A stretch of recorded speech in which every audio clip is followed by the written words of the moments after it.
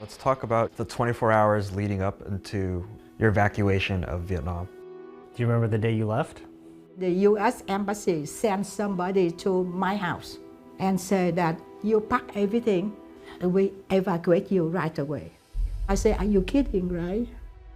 How did you feel? What was going through your mind? What was in your head? How did you guys prepare? Did you just drop everything and go? No, we had a reason to go.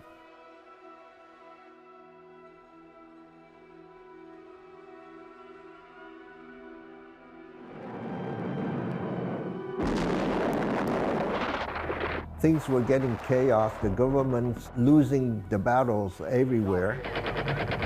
We have fights and bombs happening within the cities. Did you see some explode? Very often, like boom, another one is close by the house. We say, oh my God, everybody's scared, want to get safely. Throughout the night here at Tan Son Nhut Airport, North Vietnamese gunners shelled this airbase. The sneak attack caught the South Vietnamese completely by surprise. In downtown Saigon, the noise of the bombs exploding and the shooting started a panic. Outside the embassy gates, hundreds of Vietnamese were clamoring to get in, waving their passports and money in hopes they could bribe their way onto a helicopter. There seemed to be no rhyme nor reason to the selection process. Many Vietnamese who should have gotten out didn't. I was born in Vietnam. I lived here for 35 years. Now you give me 2 hours to say goodbye. Goodbye to my parents, goodbye to my sister, goodbye to my country. I was born in Saigon in the early 60s, 61. It was a very beautiful city. All the kids go out and play together, and all the parents go back and forth, socialize. So the whole block, everybody knows everybody's name. You know which kids belong to which family. And, in that way, you can watch out for each other, right? There was a swimming pool in our neighborhood, so I would go to the swimming pool with friends. That's where we would hang out, or we just play some soccer on the street. Let's talk through how you were notified about having to leave. There was a telephone call from my dad. The phone call was telling him that the Americans were evacuating. Americans were given 1 hour to assemble at pickup points throughout the downtown Saigon area. Everyone ordered to bring one small suitcase along. How did you leave Vietnam? We were transported into Tan Son Nhut Airport. They took us out to this transport plane. And from the bus, you go to the bus and you run with your luggage or whatever you can carry into the back of the plane. And once you're in the plane, there's no seat, so you sit on the ground. When the plane takes off over the city, a U.S. Marine would open the door, strap himself, against the door, and then he starts shooting down below with his M16. The back door of the helicopter is kept half closed. You can see that we are ascending and then things getting smaller and smaller, and we are all snuck up against each other like a sardine, I would say. Yeah. And people would start to cry. The acting president of South Vietnam took to the airwaves to announce an unconditional surrender to the Viet Cong. The 30-year war is at last over. When I left Vietnam, we always thought that, we left for a few days or maybe a month or two. The South can take back the power. Then we return to Vietnam.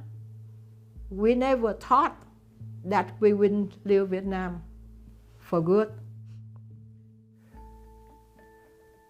No, you may have seen these pictures, but this one is from 1975 in Fort Chaffee, Arkansas.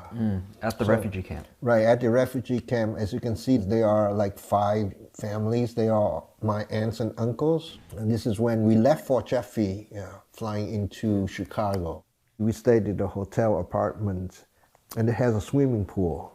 And there was a lifeguard. He was maybe 16, 17 years old. He would greet us and he smiled.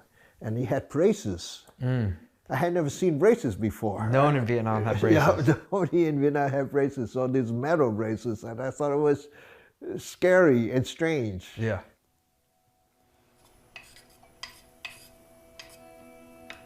It's a difference. I live in Vietnam when Dad is an architect. He had a career and have position, and we have a good living, and have a mate. I don't have to cook. I don't have to wash clothes. Nothing. We have lots of good friends. Like every weekend, get together, we play game together. So life was good. Life's good. We enjoy it. Over here, it's different. Over here, you know, I don't have many friends come to visit us. Kind of lonely.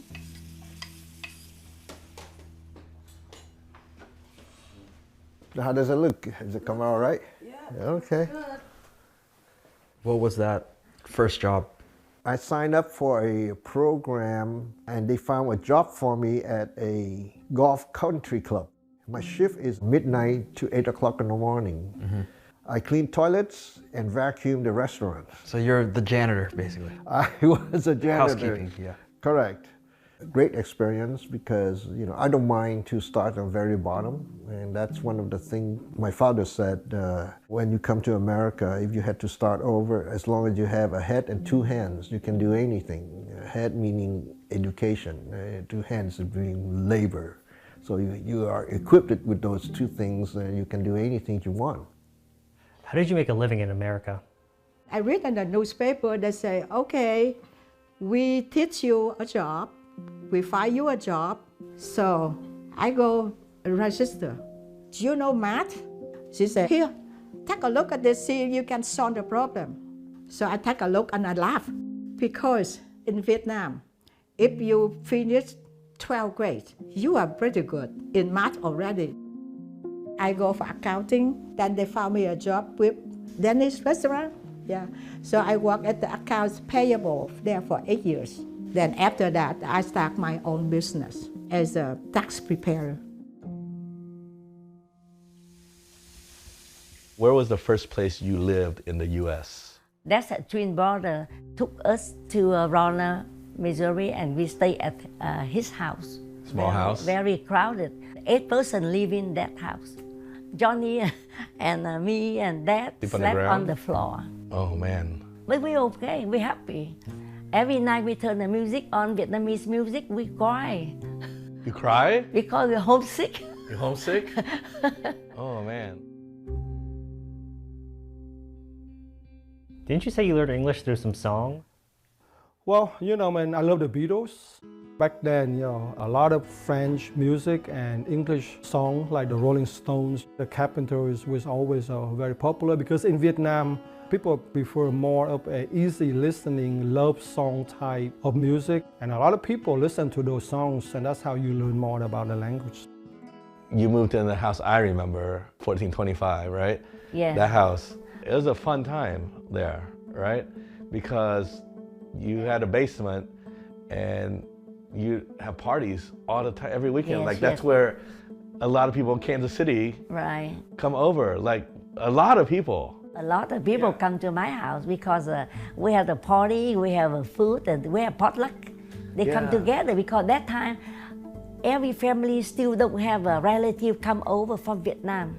Nowhere to go, right? No, so just nobody can share the friendship. Yeah. So they come to my house, I go to their house. So your house kind of became like a central hub for a lot of Vietnamese people to come over. Yes, right. Daddy, he loved music and everything. Right. He had all the new music and all that, and the newest record player and the reel, and a disco ball, right? Disco ball, it's under, it's the so basement. in the basement, you had the little beads come down and you open. Yeah, like and it was like a movie, like a party. Nightclub. Like a nightclub, right? Yeah. The vegetables come pre-cut like that? No, it's I learn everything. Now you love to cook, right? I love to cook right now. You said that in another life you wanted to open a restaurant. Yes, when I was younger. Do you feel like I'm more Vietnamese or I'm more American? You more American. Really? Yes. When you talk to me, sometimes you talk broken Vietnamese. You only teach me Vietnamese cuss words and bad words when you yell at me. That's all I remember. When you hit me, you bam. He lied, Yeah. you lied. This was one of my favorite dishes. My grandpa used to make this with her too. Whenever he get off to school, Grandpa, I want bánh cuốn. He spoiled. I think most kids my age, first generation or whatever, they don't talk to their parents much, so they don't know, you know? I don't know anything beyond what you guys tell me. When we go back to Vietnam, I don't know any family over there. I just know a couple of cousins, and they don't know that much. Forget the ocean, and there's just so much separation of information between that country and America that none of us kids know. A lot of Asian parents, they don't speak much. They just live in the moment and they don't talk about themselves. They don't talk about their past. So it's good. It's good to hear all that stuff. All right, this one's for you, Noe. How does it feel knowing that I don't really have the same connection to Vietnam as you do? I wish I could teach you guys how to speak Vietnamese and know more about Vietnam. Not because you're Vietnamese, but as an American. I am so proud of my children and my grandchildren. I don't care you be rich, you be poor, always be honest. I teach you when you climb up the ladder, climb up with one left hand only. The other hand you put down and you pull up all the people. You help them. We hope that we have given you enough opportunity for you to explore and excel yourself. Yeah, I think so. Yeah, right. I was given that opportunity by my parents. I want to be in the same position to give you all the opportunities that you deserve for you guys to excel yourself. Yeah, I think it's still happening, but definitely has been there for sure. And I hope you will not forget your roots, and we are here to support you as much as we can. Thank you, Dad. I love you, and I thank you for this conversation. Thank you. If you have any more questions, we'll like to have another opportunity, to discuss some more.